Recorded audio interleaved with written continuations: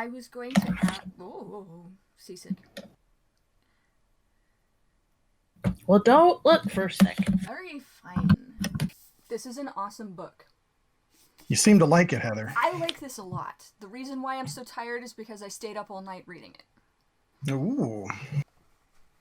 Ooh, there we go. So now I can get into some kind of blah blah blah blah. Causing your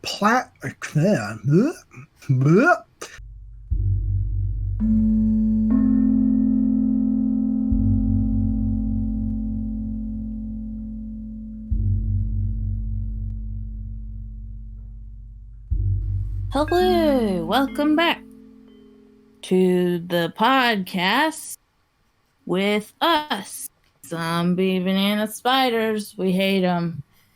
I'm here with Dr. Heather. Hello. And Colin. That's me. Hi, guys. Hello.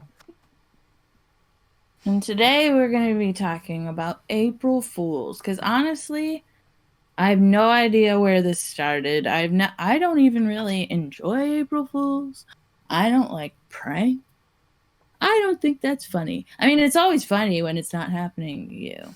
Mhm. But Heather has some history for us. So, would you like to take it away, Heather? I would. They foolishly let me do more research. So this was so much fun. Like, I hope you guys are enjoying it. I hope people listening are enjoying it. I hope that this is not just like me fulfilling my deep need for research, because this is so much fun. Like, I started researching this and I fell down a rabbit hole. I got into like French parliamentarian history and the Julian versus Gregorian calendars. So this is awesome. This is so much fun. Deep hole, it sounds like. Mm-hmm. Oh, man. And basically, well, actually, before we get started, a question, because we've been kind of been doing this with our holiday episodes, and I kind of like it. Hilary, you mentioned not liking April Fool's Day. What are your guys' like experiences of April Fool's Day as a holiday? I just find it obnoxious because I never was into pranking people, so I was always the pranked, and it's obnoxious. And I mean, it didn't happen very often, but when it did, it would be like, oh, cool, thanks. I think I can relate with you absolutely on that, Hilary. I guess I have no problem with it. It's just not my cup of tea. And you're right. I don't like pranks or practical jokes. I don't really pull them. I never found like punked funny or jackass or anything like that. And anytime that there was an April Fool's prank and I was the butt of it, which again didn't happen often, like you said, Hilary, it was just like, whatever, this is stupid. So I kind of like that it exists at all, because then we can get some weird horror movies, and oftentimes the idea of it is better than it actually existing. So I think that's cool, but yeah, it's like whatever for me. How about you, Heather? No, I'm with you guys. Like, I don't remember ever participating in any April Fool's Day pranks. If I ever did, they were not memorable. I don't specifically remember getting pranked. I'm sure it happened, but I also don't remember specifically getting pranked. I do remember one of our aunts was kind of like famous for her April Fool's Day jokes. There was something about a bar of soap that, like, when you used it, it made your skin turn different colors. That was like talked about for years in our family. So it's kind of one of those things where, as April Fool's Day gets closer, I don't know actually how much she does it anymore, but for a long time, it was, as April Fool's Day got closer, it would be like, oh, okay, what is our aunt gonna think of this year? Like, what? So it's like you're kind of anticipating it. It wasn't a surprise. It might be interesting when it happened, but it wasn't really a surprise. So Yeah, I'm with you guys. I never really liked it, but I do agree with you, Colin, that I like the idea of it. And after doing all of this research, I like the idea of it even more. I have no desire to participate in it, but I love the idea. So, Can I just real quick pause on you, Heather, and say I'm so excited that, again, we're doing another holiday that none of us like. I think that's the fourth one in a row now. So one day we're going to stumble across a holiday we actually enjoy. yes, someday it will happen. Well, they just passed, so we're going to have to wait a little while. Fair enough. Fair enough. I think we can all agree we like Halloween. Yeah. But how do you guys feel about Arbor Day? Maybe we can all get on board with Arbor Day. I enjoy trees, so like I'm on board for Arbor Day. Sure. Stay tuned, audience. Evil Dead for Arbor Day. Yeah. Trees need love too. Hit us with that history, Heather. Okay, so I loved that one of the sources that I found basically said that trying to figure out the history of April Fool's Day is a fool's errand. And it's kind of true. Nobody knows nobody knows where it started. Nobody knows specifically when it started. There's a whole bunch of theories, and it seems like a lot of the theories there are certain theories that have gained more traction than others, but some of them just keep getting repeated because they sound good. If you look at them like in any sort of historical context or start picking at them at all, like they don't hold up as solid theories. So it's kind of it's almost like the history of April Fool's Day is pranking us. And I love that.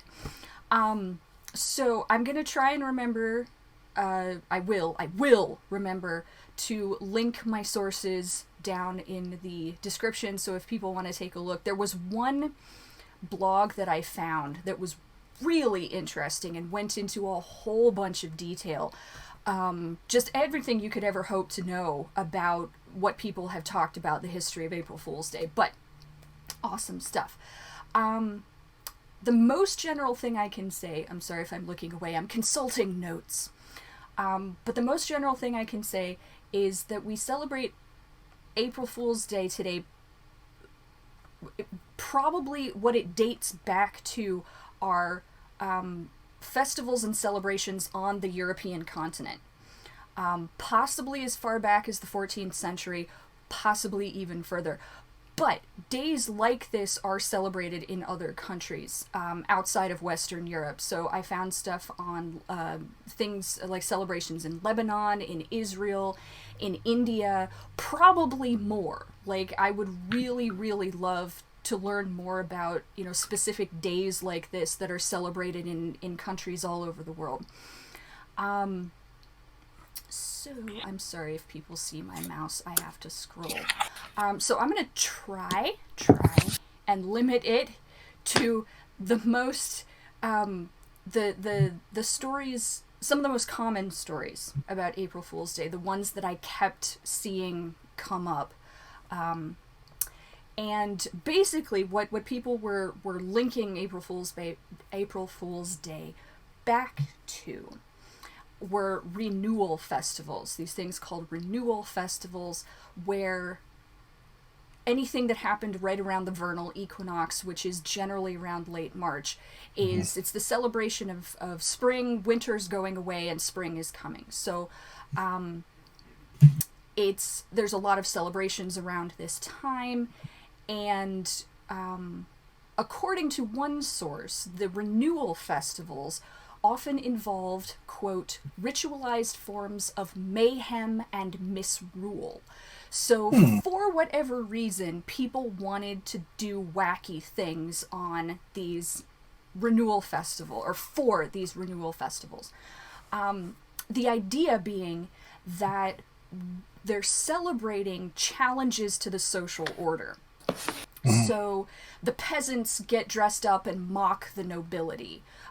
Children get to boss around their parents. It's like you're turning the social order on its head, but within a very specific framework. So it's the chaos. You're sort of celebrating the end of the chaos of winter before the return of the rule of spring type idea was what a lot of what was coming up about these renewal festivals.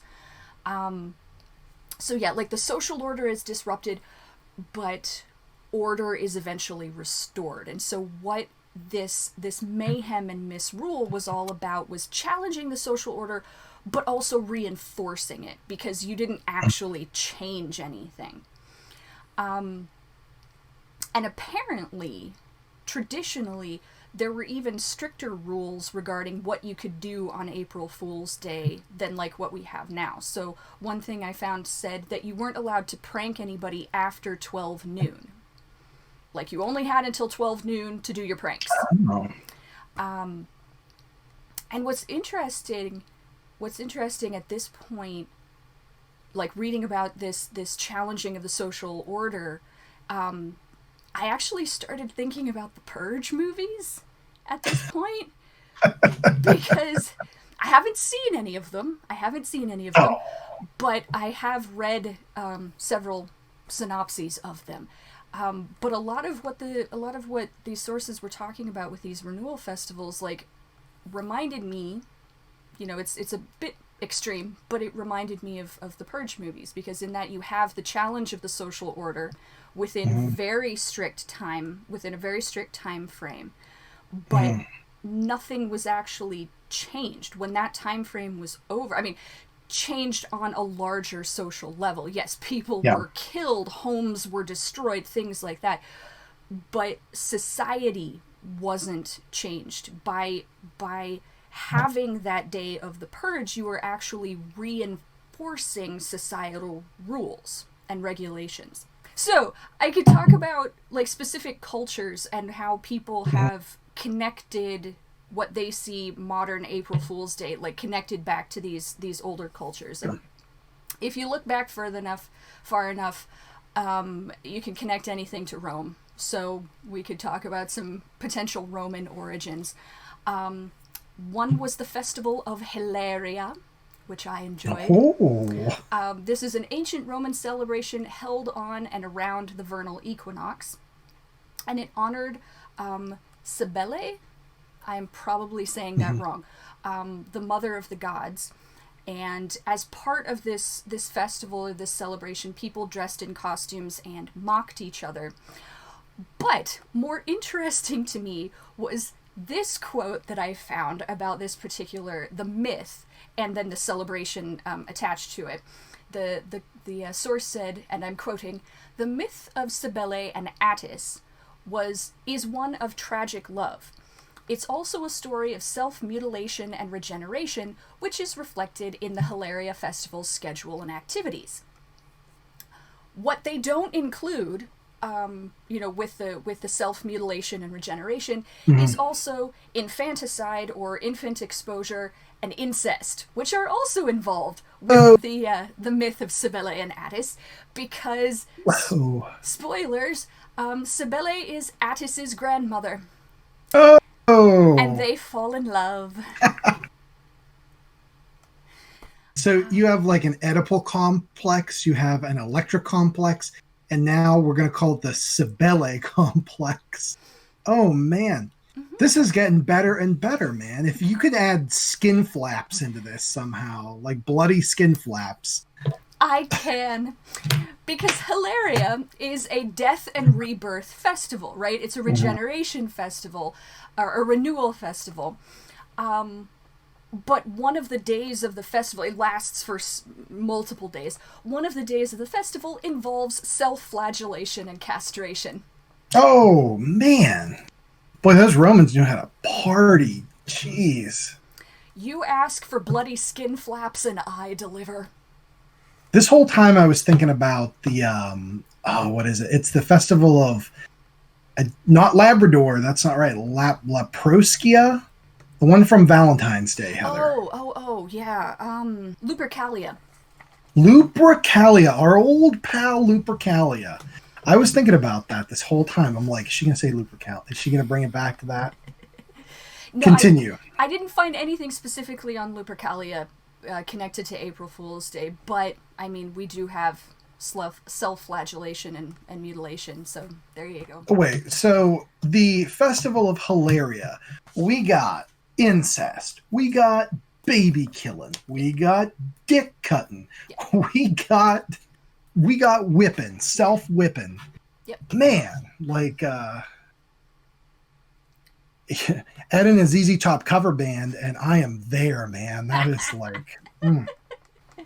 Now I should say, as far as I know, the Festival of Hilaria didn't involve infanticide. That was in the myth of Cybele and Attis, because I can't remember why they wanted to kill Attis, but they took him as a baby and left him on a hillside to die, and he was found by some shepherds and raised. So that is the killing infants is not part of the festival. It's part of the it's part. You ruined it for me. I'm not going now. I'm sorry. I thought right. Self-flagellation and castration might be enough, but I understand. Yeah. It happens. So that's just one. Saturnalia, the Festival of Saturnalia is another one.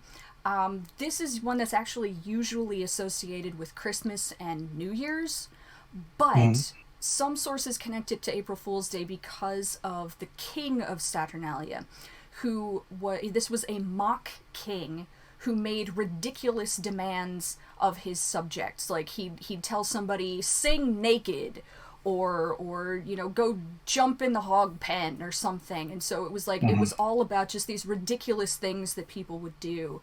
And I loved this quote that the king of Saturnalia creates and misrules a chaotic and absurd world. So it was kind of like the king of Saturnalia was making people do all these weird things, but also kind of acknowledging that the world itself, like society, is just weird, and just acknowledging it. And the Saturnalia, or that part of it, I guess, the king of Saturnalia and sort of the feast and everything that went around with that role, evolved into the Feast of Fools, which came later, during which people mocked the church in apparently quite blasphemous ways. So you can throw blasphemy in there once Christianity showed up. Then we have some other Western European origins getting closer in time to us than ancient Rome. We can't seem to avoid Chaucer. He's been around a lot. But in 1392, this was one of the theories and connections to April Fool's Day that I found in almost every source that I looked at. The problem is that, like, everybody debates this connection, and scholars are like, yeah, it probably doesn't reference April Fool's Day.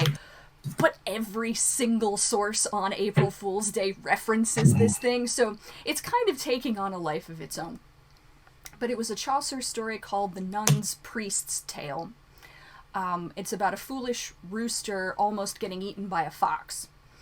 And some interpret one of the verses to be Chaucer saying that this foolish tale happened on April Fool's Day, but the date is debated, and Chaucer scholars are apparently pretty certain that it didn't happen on April Fool's Day. So you could scratch that one off, I guess.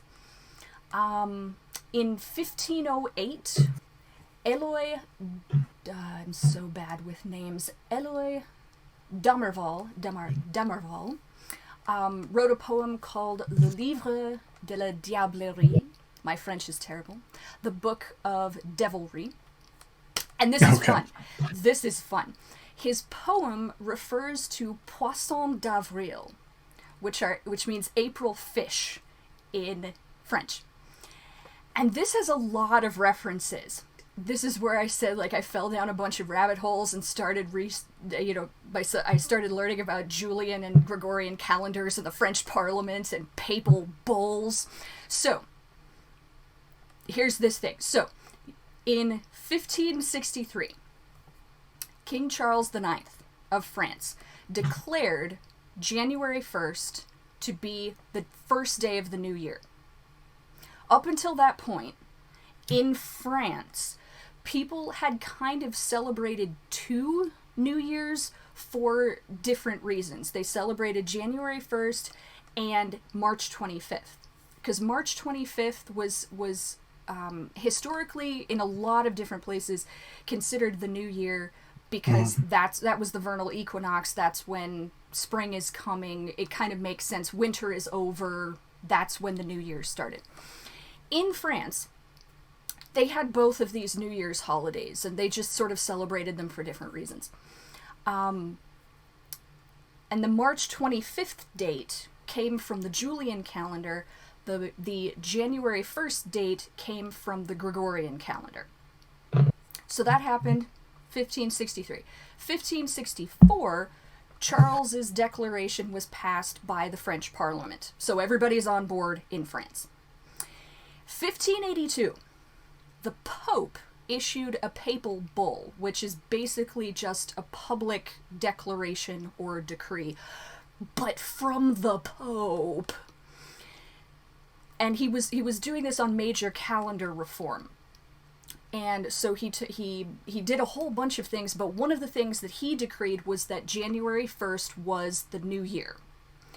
And he couldn't force countries to adopt these laws, but he kind of leaned on the Catholic guilt by saying that if your country is a good Catholic country, you will follow the edicts of the Pope.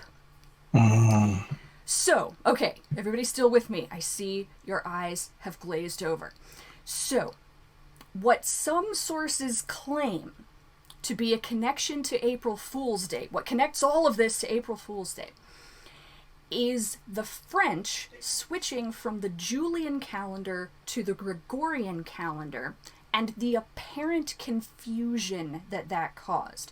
So they say that people who didn't get the memo and still celebrated the New Year on March 25th were mocked. People made fun of them because they were like backwards, they were slow on the uptake, and they called them Poissons d'Avril because the newly hatched fish that appear in April are easily caught.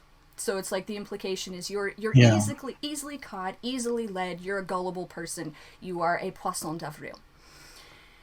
However, if we look at these dates,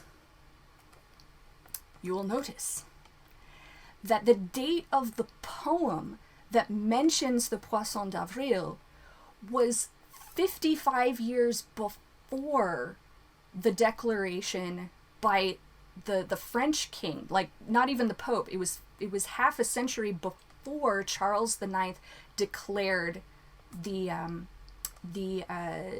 new year to be on January 1st. So the French had already been perfectly fine with January 1st being a New Year's celebration. People knew about it. They were already using the phrase Poisson d'Avril to refer to foolish people or making fun of people. So even this connection to April Fool's Day that I found in every single source that I looked at doesn't really hold up if you just look at the dates. So again, history is fooling us. And thing is nebulous. Yeah. And I thought it was cool too, because the Poisson d'Avril is apparently the phrasing that is used in French to celebrate, or used in France to celebrate April Fool's Day. Kids will stick paper fish onto their parents, and the adults get made fun of for it. But I got the impression that it's kind of like trying to get a kick me sign on somebody. It's like you can't just run up and I could be wrong. I could be totally wrong. This was just the impression that I got, that like you had to be sneaky to get the fish onto the person, and then they were made fun of because they didn't notice. People also give chocolate fish to each other as gifts on April Fool's Day. So I like that. There were several other things that were mentioned. Again, basically just connecting the idea that April Fool's Day, as we know it, originated, I think, like I said, on the European continent. It traveled to Great Britain and then probably to the US with the settlers coming from different countries. Like, it kind of didn't matter which country you came from, your country had an April Fool's Day celebration.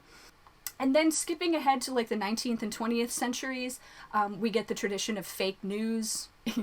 The tradition of fake news in the United States, Germany, and England. And this was really when, like, the 19th and 20th century was when, like, big organizations and corporations and news outlets would get in on April Fool's Day jokes. And apparently, in 1957, the BBC convinced people that spaghetti grew on trees. Nice. What a beautiful dream. And yeah, that's pretty much what I had. I found this really interesting article in The Atlantic that presents two sides. I'll try to remember to link that as well. But this article that links two sides of April Fool's Day. Like, they had one person that really hated it, and then one person that really liked it. And they both talked about, you know, the person, why they hated it and why they liked it. And the person that hated, I didn't realize what the article was at first. It just started off with a person who hated the day. And I could totally see where she was. I think they presented both of them presented really good sides for why this is a stupid holiday and why this is a good holiday. And I think, kind of going back to what you were saying before, Colin, about appreciating that it exists, I really appreciate that it exists. Like, knowing this history, I don't think we necessarily celebrate it the way that these types of other festivals and holidays were celebrated, but it really was. It came from this idea, this kind of cathartic outlet of questioning the status quo. The potential problem with that is that it didn't incite change. You know, it's like you're mocking problems, you're mocking the rich, you're mocking the nobility, you know, you're mocking authority. It was a cathartic outlet, but it didn't result in any change. So I think that's probably why we have the type of April Fool's Day celebrations that we have now. And, I mean, living in larger communities, it would also change how the day is celebrated. But, yeah. So, little history. April Fool's. Thank you, Heather. That's awesome. Great. So much fun. Wonderful. I watched the horror movies. April Fool's Day, but what were you gonna mention? Were you still on topic, or? I was going to say, like, that was a great history, and how's that take us into modern times and horror movies? So Cool. we're on the same page, Hilary. Wonderful. Same page. So, yeah, hit us with it. Well, I'm not going to say too much about the original. The first one was made in, like, 1986, I believe. And it's about a group of friends who travel to an island to hang out before they graduate from college. And it's over April Fool's Day, like weekend day, whatever. And I think that everybody should go watch it. It's on Prime. If you're a Prime member, it's free. It's a really fun movie, and that's all I have to say about that one. Did you want to say anything, Colin? Yeah, actually. Just real quick, I wanted just a couple of my notes here. I love that April Fool's Day that you're describing. I think it's kind of an underrated gem in the 80s horror movie slasher teen genre. I think not enough people are talking about it, and definitely agree everybody should watch it. It's got Amy Steele in it, who's the final girl from Friday the 13th Part 2, and Thomas F. Wilson, he's Biff from Back to the Future, and he's in a lot of other good stuff. So definitely worth a watch. Absolutely. So then I watched the remake. They apparently made a remake in 2008, I believe. Yep. Oh wow. And it is not the same plot, and it is not as good. So I don't feel as bad spoiling it a little. So I guess they took this. I don't know if it. The fact that it is called April Fool's Day, I don't know if it really has anything to do with necessarily April Fools, unless the first thing happen. They each happened on April Fool's Day. Is that it? Colin, do you know? Maybe. Been a long time since I saw this train wreck. Okay. Yeah, because it's okay. So we'll say that this happened on April Fool's Day because that's the only tie-in, I guess, that I can see. I mean, it's inconsequential, I guess, that it has April Fool's Day involved. But it's let's see, a group of friends that are having a party. It's a high society coming out, but that's not what it means anymore. Debutante type ball thing for a girl who I guess is just to introduce her to important people and celebrate that she is growing up or whatever. I can't relate, but so at this it's apparently on April Fool's Day, and they're playing like this group of friends that are all there to celebrate this girl's debutante ball. They're all rich college kids who are spoiled and pretty unpleasant, so you don't really like anybody. I feel like one of the actresses, like the actress who the debutante, who the party was for, was it Rob Zombie's Halloween, maybe? Or did she just look like her? Oh, I think you're right. Scout Taylor Thompson, something like that. Something like that. But yeah, I'm pretty sure it is the Laurie from Rob Zombie's Halloween movies. Yeah, so I gravitated towards her because I recognized her. Sure. But I don't know if she was necessarily a good character or she was good at the part. Like the acting was decent. But at the party, there's obviously rivalry between all of these friends who treat each other terribly. And there's one girl who is trying to make a difference in the world by working with underprivileged and handy-capable children. But she's like rubbing it in everybody's face, so she's not even that great either. So she ends up, like, they pulled a prank on her, and she ends up accidentally dying. She falls over the banister and dies. And a typical opening to a horror movie.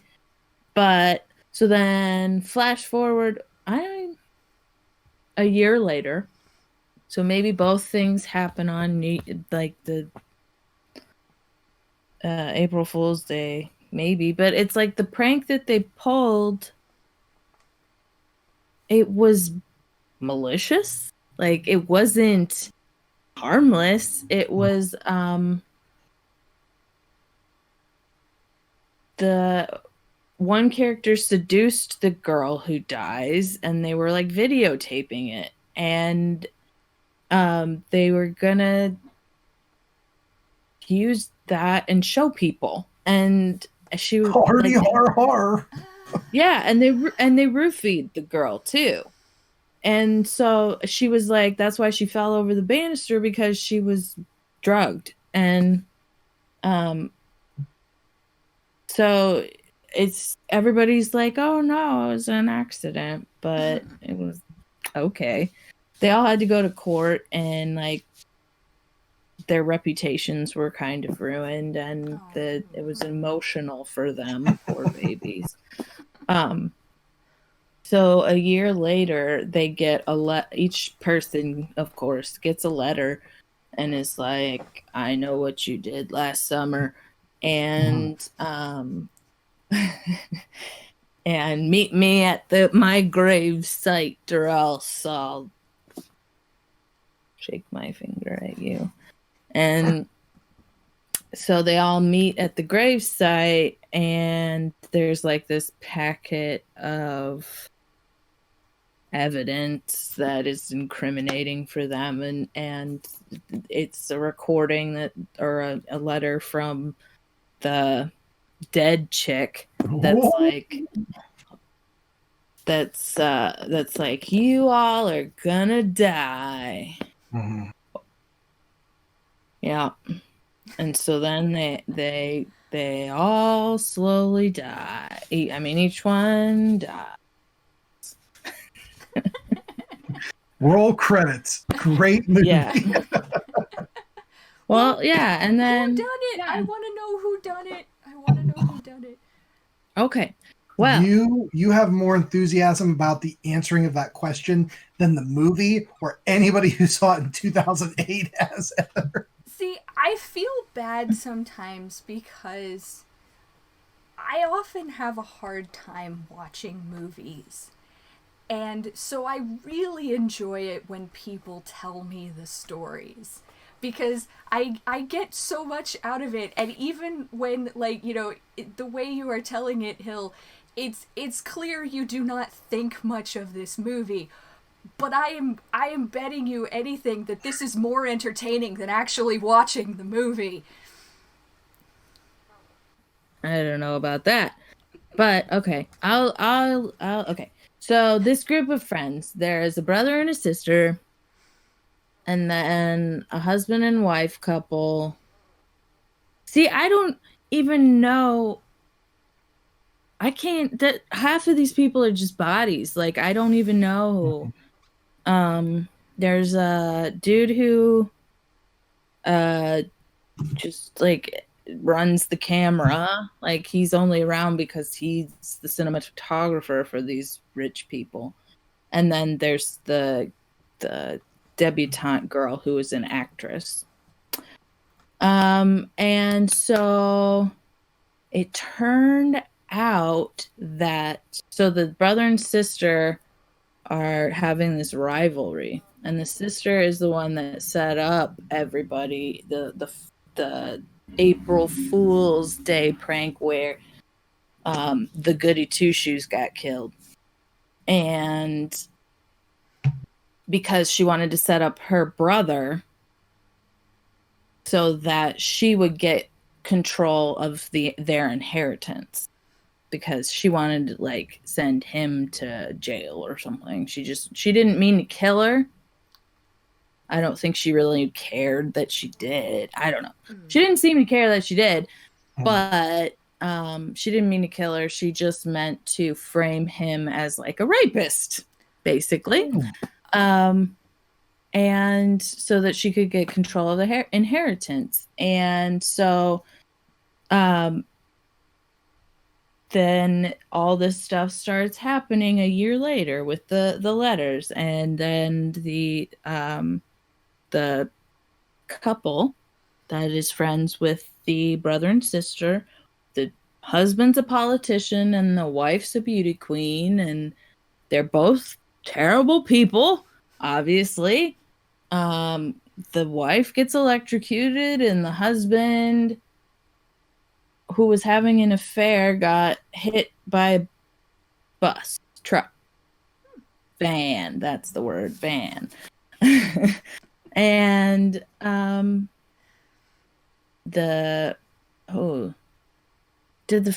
can't even remember how the cinematographer guy died. Did he get his throat slit? He might have gotten his throat slit. I vaguely recall somebody getting their throat cut in that movie, so I'm gonna say, sure, Probably it was him. that Probably guy. him. Yeah. So then they all end up at the house that it all happened at, or the leftovers. They, like, the brother and the actress are doubting the sister because the sister is the only one that keeps seeing everybody get killed. And she keeps running after them and is like, whoa. And they got the letters, but they didn't see anybody get killed. So they're like, maybe you're the one killing them because you're the only one seeing them. And that didn't really make sense. But that's what she said. And so they get back to the house where it all happened at, and the sister gets tied up and the brother gets tied up, and it turns out it's the actress that has been going around doing the things. And spoiler. Well, here, because she said that thought that the sister killed her on purpose, and that the sister was the one that set everything up, and she was, and she didn't kill her on purpose, supposedly, but she was the one that set everything up, and they got her to admit it. So it turns out that the brother was the one that set up this April Fool's Day prank. So none of the friends were dead. Ah, ha, ha, ha. Oh, ho, ho. And the sister's still tied to the chair, and everybody comes in, and no one's dead, and they're all, except for the goody two-shoes. She's still dead.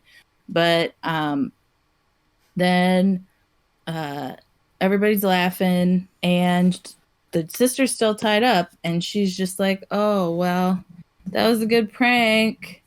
And they're like, well, you just admitted to murder, so you're going to jail now. And she's like, how, like, you still have a gun and stuff. Like, I think that maybe you guys should untie me or whatever. And the actress chick's like, oh, this is just a prop. And she shoots it at her because obviously, why would you, like, everybody, but why, in a real situation, would anybody ever really do that? But she did, and it was loaded, and she shot the sister in the head and sprayed her brains all over the brother. Nice. And so then you think that's the end of the movie, but oh no. They flash to a court scene where the actress gets acquitted because it was an accident, even though I don't think that's how that works. I think that would be second-degree manslaughter. Yeah, like you still killed somebody even though you didn't mean to. But she got acquitted, and then the brother got acquitted, and he got all the inheritance stuff. And then he gets in the car. The last shot is him, like, driving her car. The sister's car was like a Mercedes or BMW, one of those expensive cars. Mm-hmm. And driving away, and then it's a shot of his face, and he's, like, slowly, like, smirks, and then it roll credits. So, terrible people. All of them terrible people. Pretty much not really redeeming quality to any of them. It was entertaining. I had fun watching it, but it's not. The characters are certainly awful. Are you glad you watched this one? Like, is this one you think you'd ever revisit, Hilary, in the future? It's another one that has a similar feel to the formulaic 90s, early 2000s slasher movies. So I recall when I saw it that I thought like, wow, this is such. Yeah, and it was like 2009 or 10 when I saw it, and I thought then, wow, this is such a product of its time. Like these, like pre-teens 2000s, whatever you want to call that decade. Between the pre-teens, we're calling it the pre-teens 2000s. Like all of these remakes that they were hashing out at the time, and it's just like so nothing, is what I recall. Yeah, it's there are better examples of those types of movies, definitely, but it wasn't unenjoyable, and the people, like, perhaps the writing could have been better, perhaps the character development could have been better, but the acting was solid, the story was solid. I don't have much complaints for that. So okay, all right. Have you guys seen any other go ahead, Heather, I'm sorry. Oh no, I'm just thinking it really, like, as you were describing that, Hill, and like me, I was thinking about just sort of slasher movies in general and how perfect they are for, like, what we were talking about earlier with April Fool's Day and the questioning, the pushing back against, but then ultimately reaffirming the status quo, because you have these terrible people who are, I mean, I think this movie works perfectly because, with the old renewal festivals, when the peasants would mock the nobility, it's like, here are these people, they're rich, and I'm assuming they're beautiful because that's all that matters, and they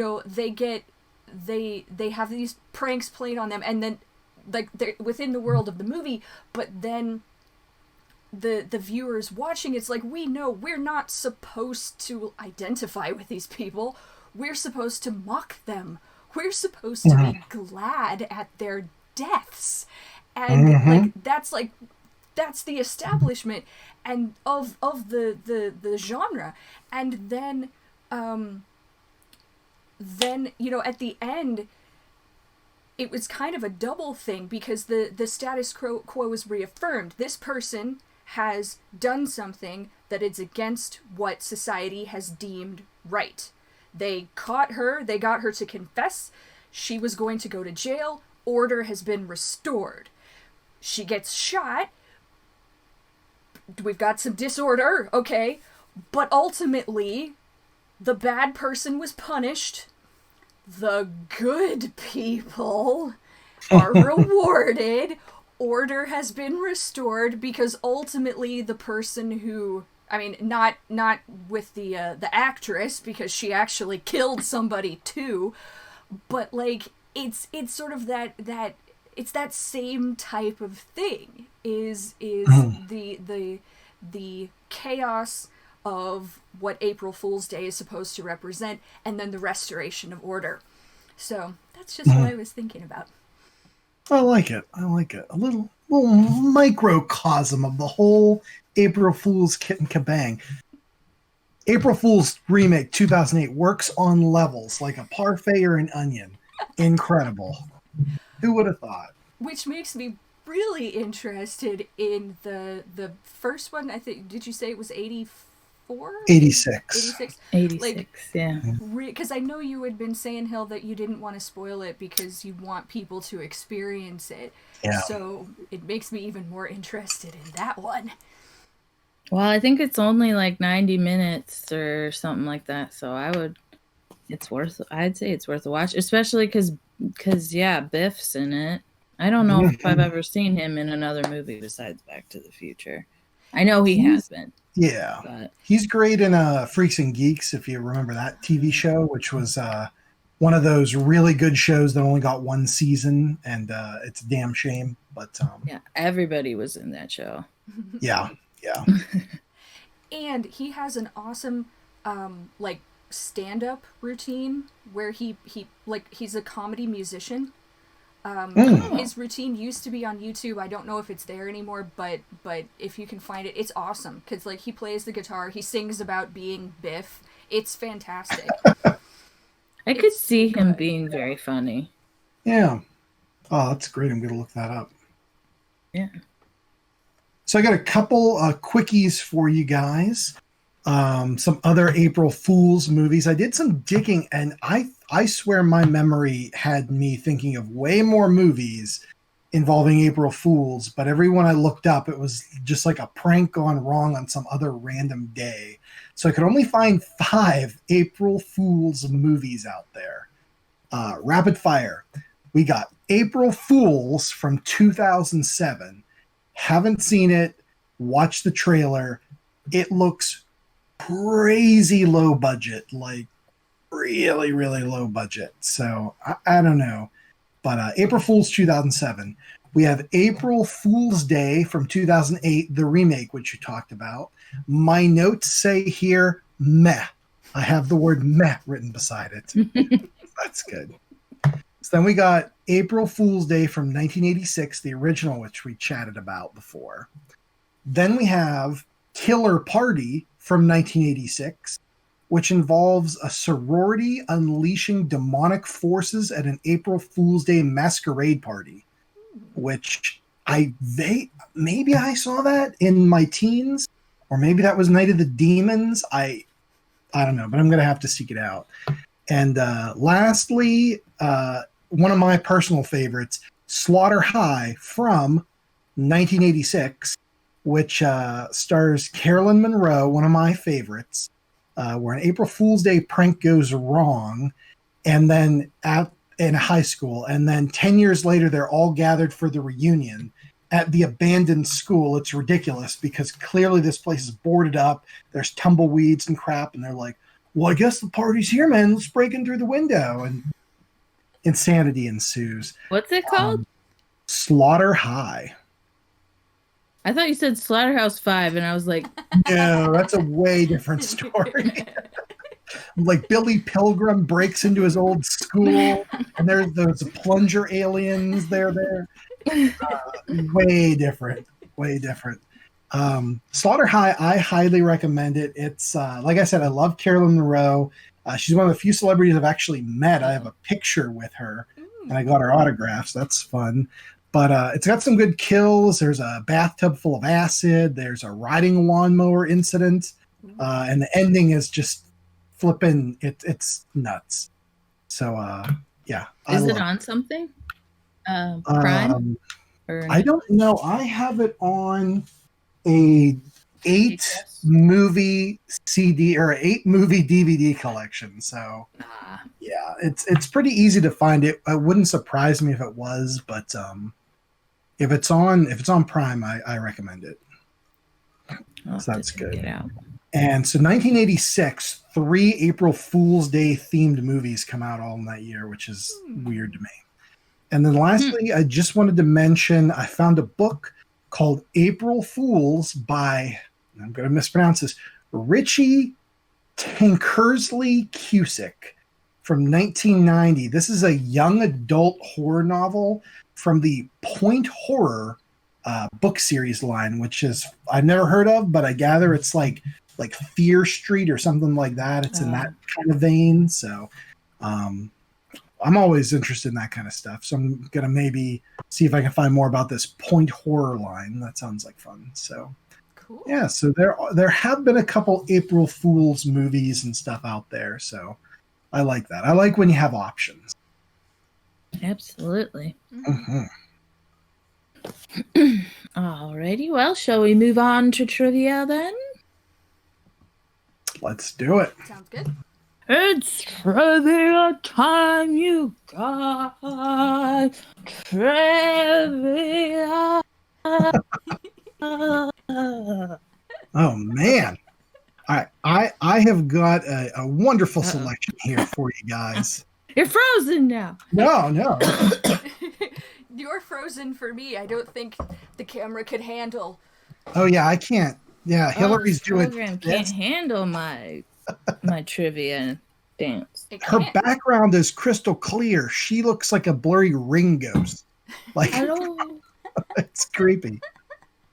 Okay, guys, trivia time. I have got for you a April Fool's themed prankathon here. So what I've done is horror movies have a robust history of pranks gone wrong in them.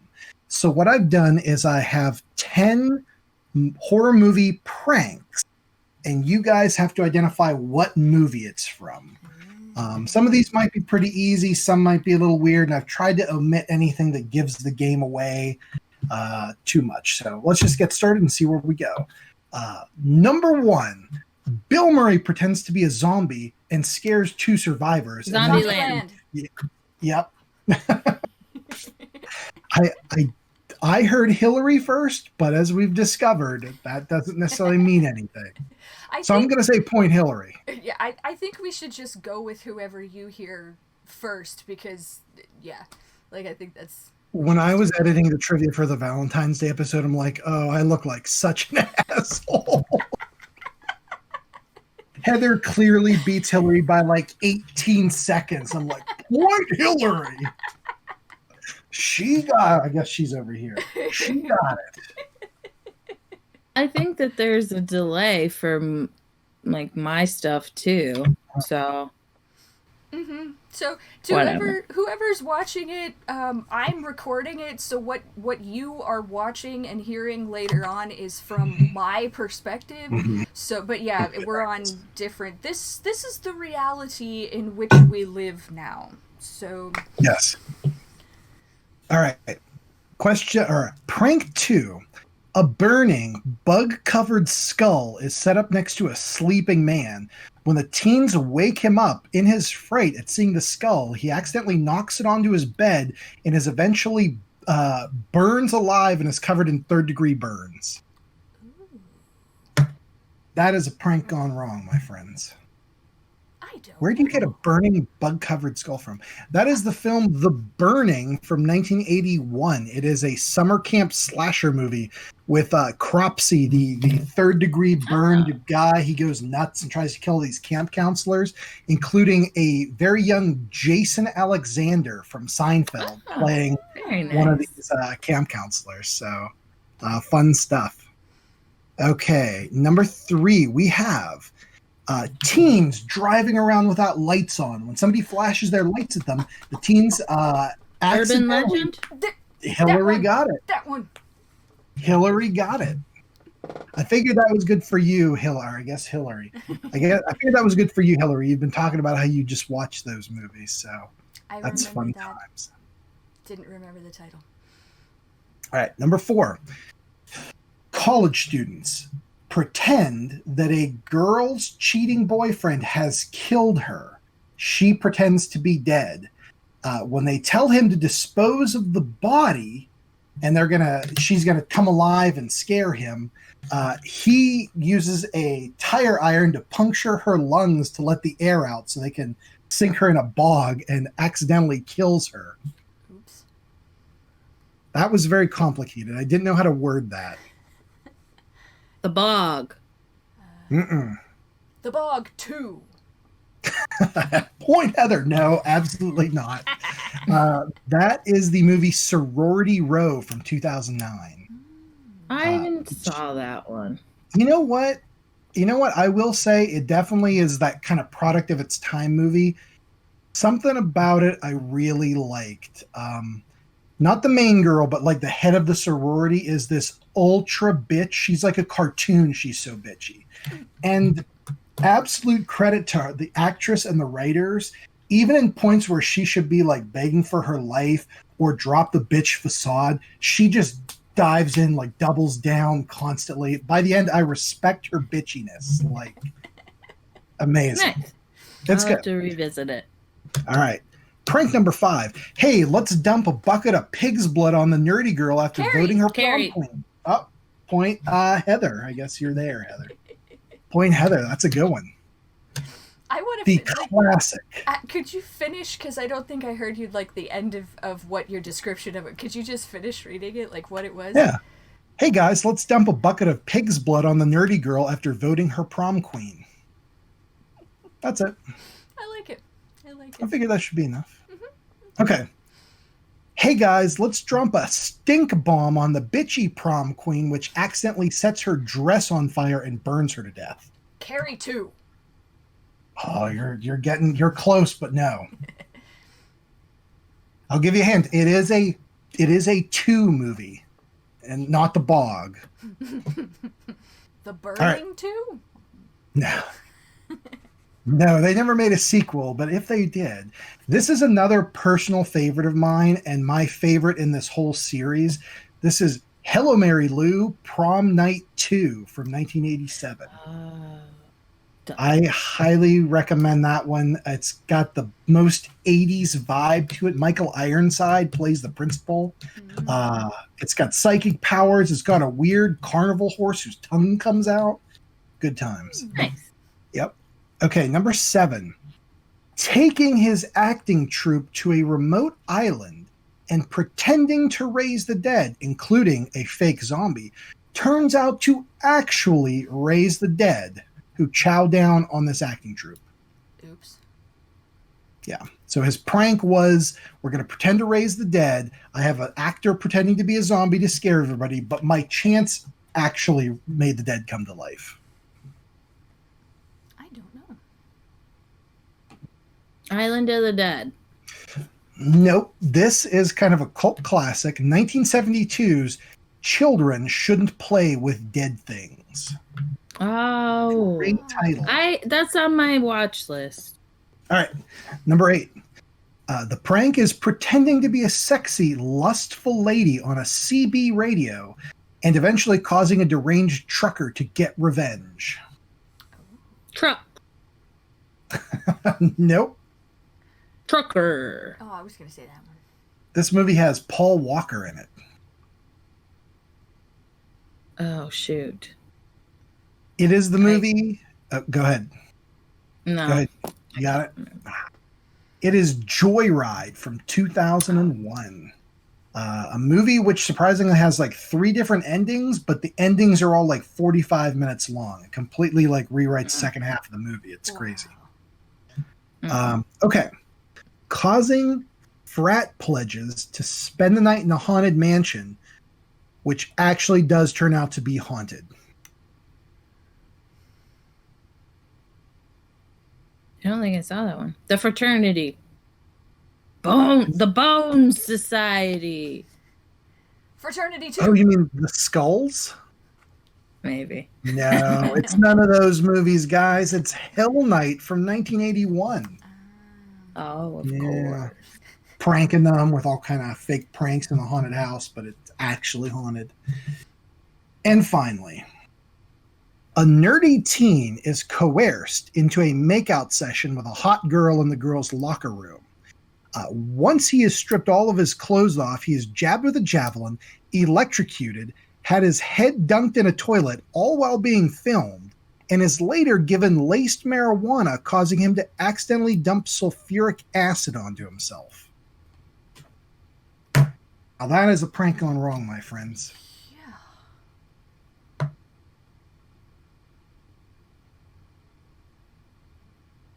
What's I have wrong no with idea. people? Exactly. They're so messed up. They deserve it. They deserve everything they get. It's, of course, one of my favorites, Slaughter High, which I already mentioned from 1986. Slaughter High, poor Marty, all that crap happens to him. Then he invites them 10 years later to their high school reunion in a clearly abandoned high school. Good times.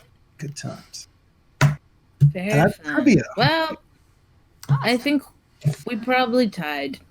So, good job, everyone. And I feel like I won with that one because absolutely. And thanks for getting that trivia for us, Colin. Yeah. My pleasure. Alrighty, should we move on to recommendations? Let's do it. Yes. Alright, let's move on to recommendation. Who wants to go first? I'll go first. Okay. Heather, take it away. This is an awesome book. Once again, I'm not going to hold it up for too long because my camera is backwards, so I'll put the picture up. It's called Mexican Gothic. It's by Silvia Moreno Garcia. It's very recent. I think it was 2020. It was published in 2020. So very recent. But she's written a bunch of other books that I now absolutely want to get my hands on. I read this all last night. Could not put it down. This is so good. It's female author, female protagonist, set in Mexico City, and classic Gothic. Like, I wish I had read this before when we were talking about the genres. Like, it would have fit in perfectly with that conversation, because by page 18, like, already you are steeped in what the clothing looks like, what the air smells like, what the furniture looks like. It is so Gothic. Also, by page 18, as a reader, I was convinced I knew exactly how this was going to turn out. It was vampires. It had to be vampires. It was all the classic signs of vampires. Was not vampires. So nice. Was not vampires. So good. And like, I've been trying to articulate how good this book is. Like, with Dan, I've been talking, like, every 5 minutes I'm walking up to, and another good thing about this book.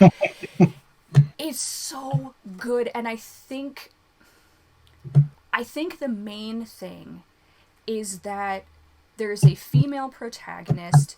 It's set. It doesn't tell you exactly when it's set. It's sometime late 40s into the 50s. It's probably 1950s when it's set. So you have certain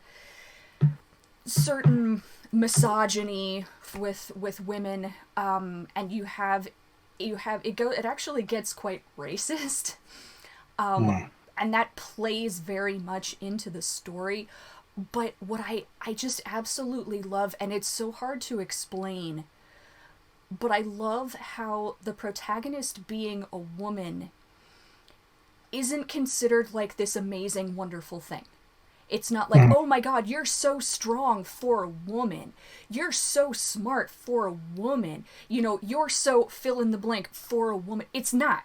She's just a character. She's very flawed, but she's also really strong, and it's just a story. Like, it's just a horror story that doesn't make a big deal about the fact that it's a female protagonist, and I don't want to spoil anything. I don't want to spoil anything because it's so good. But yes, so Mexican Gothic. I am so excited to read more by this author.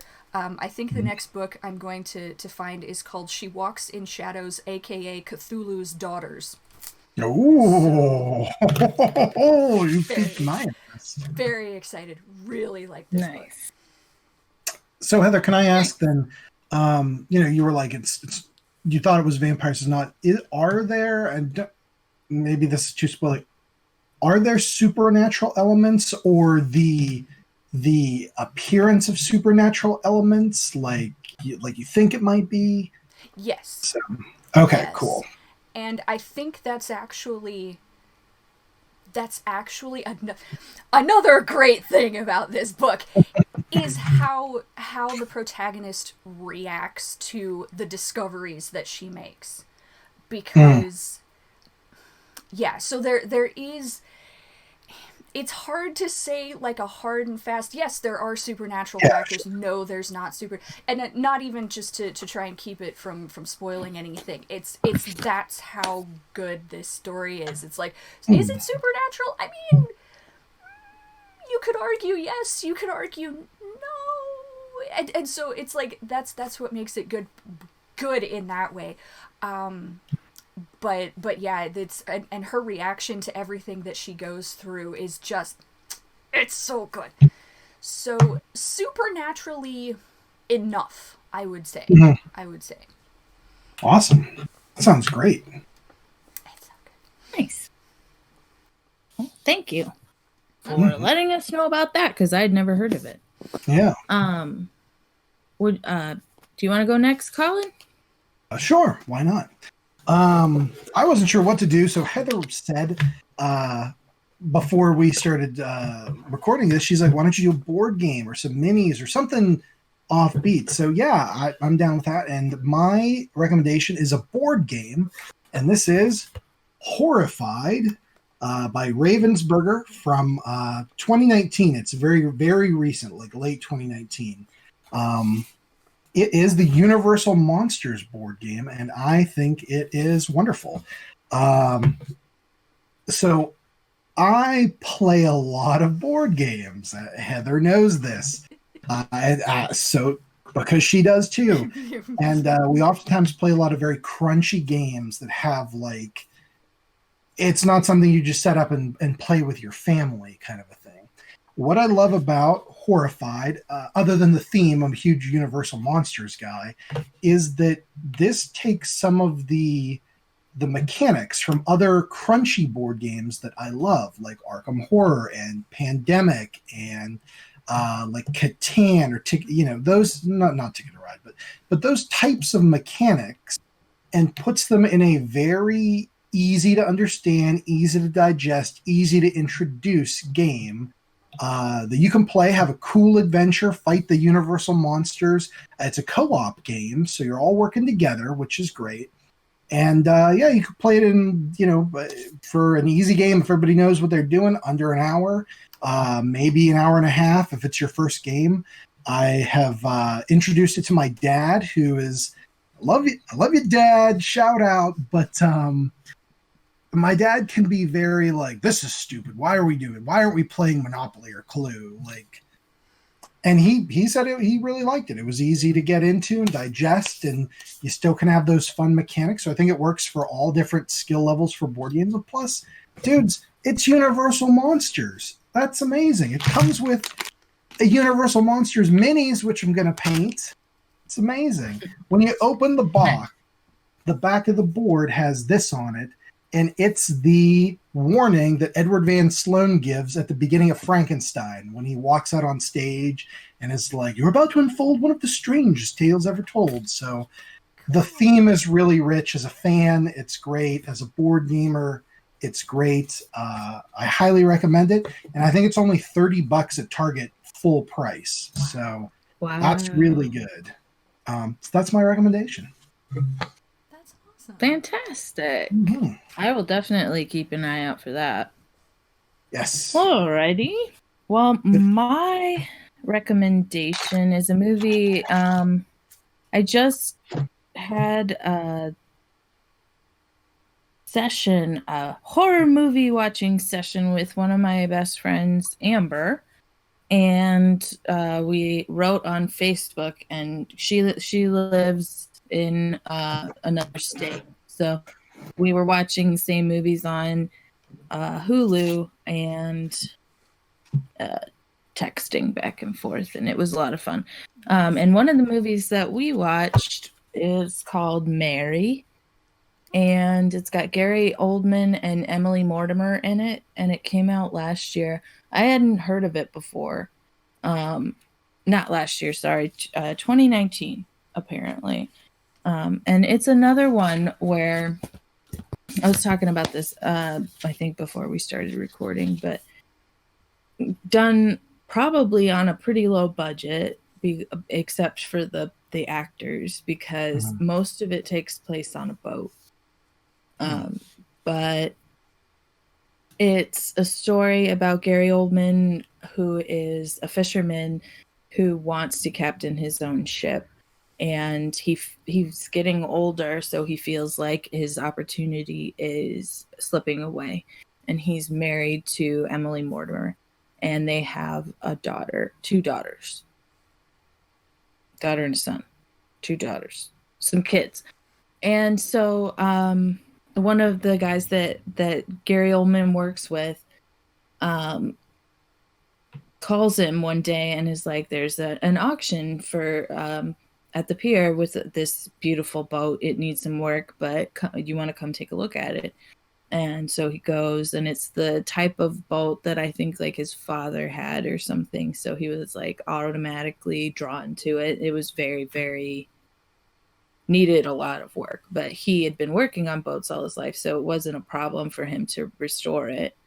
And they got it like appraised and everything, and the guy said that it's actually pieces of different boats, which I'm pretty sure is. And I mean, this is a modern. It's a modern story, so I don't know how superstitious sailors still are. But in terms of like back in the day when sailors would go out to sea for months or whatever, having pieces of other boats put together to form one boat, I feel like would be very unlucky. I don't think that they would do that. But they did it, and the it's like a tiny sailboat. Gary, so he buys it anyway, and his wife is like, "What are you doing?" And he was like, "I'm getting old, and I want to be a captain." And so she was like, "Okay," and so they renovate the boat. And they're gonna take it out for its maiden voyage just to like celebrate that it's done and to figure out how it sails and stuff like that. They're gonna take the family and two people that work for Gary Oldman. I don't remember where they started and where they were ending, but it was out in the ocean. So, and it would be like a couple days or a week or something like that they would be out there, and it should be fine. Everything should be fine. Gary Oldman's talking about having the boat be a charter that they can like rent out for parties and type stuff, and so he's trying to figure out how to make it work. And I think that I liked it so much because I have a fondness for Gary Oldman and Emily Mortimer, and they bring so much sympathy to the characters without even really having too much backstory happening. Like through the interaction between Gary Oldman and Emily Mortimer, you learn that she had an affair and that they're trying to work through it, but you don't really know too much. Like, you don't know anything. It's all kind of like what's happening to them in the moment. And spooky things start happening on like the first or second night. So that one of the daughters is a teenager, and she's got a crush on one of the cute dockhand dudes who works for her dad. And he's fine with taking this teenage boy and his teenage daughter. I mean, I guess they're all on the same boat. It's not like they could, but you gotta sleep sometime, Dad. Like, okay. Anyway. So he's the first one that starts acting weird, and he, instead of continuing on course, the family goes to sleep and the other guy goes to sleep, and the teenage boy is steering at night, and he stops steering and he starts trying like destroying parts of the ship, and they slowly start realizing, and like, I don't know how many records they would keep on board from this ship, but like the wife starts going through the records of all of the ships that like this ship was part of, and none of the ships that it was part of had made it to its destination. Every time that ship went out, none of the people survived on it. So she was like, I am a sailor's daughter. You are a fisherman. What the fuck are you doing? But it was too late. They were already out on the ocean. So if you want to know the rest, you're just gonna have to watch the movie. So there. I would watch Gary Oldman fight a haunted boat, like undoubtedly. Oh. Mm-hmm. That sounds I great. think that I think it's supposed to be like the Mary Celeste type, Okay. like implying that maybe the masthead on the which it's like a tiny sailboat that barely fits 6 people, and they have a lady on the front. What's she called? Oh, like the A masthead, yeah, or figurehead. Figurehead. Yeah, they had a figurehead. So I think they were implying that it was at least part of it was from the Mary Celeste. So That sounds cool. interesting. yeah, it was a lot of fun. I love nautical stuff, and like nautical horror stuff is a lot of fun. So that sounds right up my alley. So Mary, it's called, and you said it's from 2019, pretty recent then, right? Yep. I'm gonna check it out. That sounds great. Well, do you guys have any closing thoughts on April Fool's Day? Nope. Fair enough. If you're gonna prank people, do it like Safely.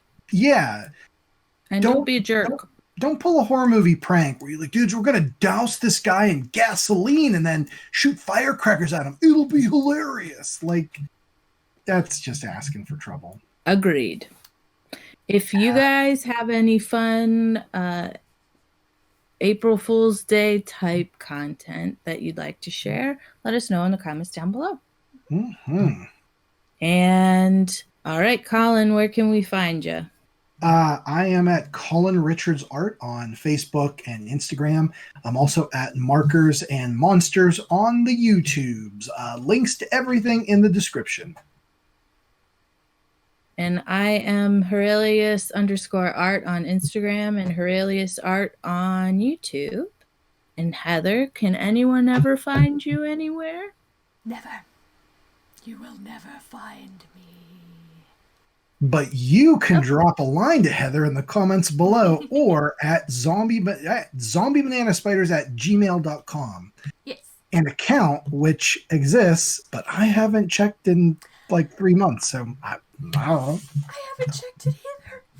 I'm going to check it right now. So drop us a line. There. Yeah. And with that, farewell till next time.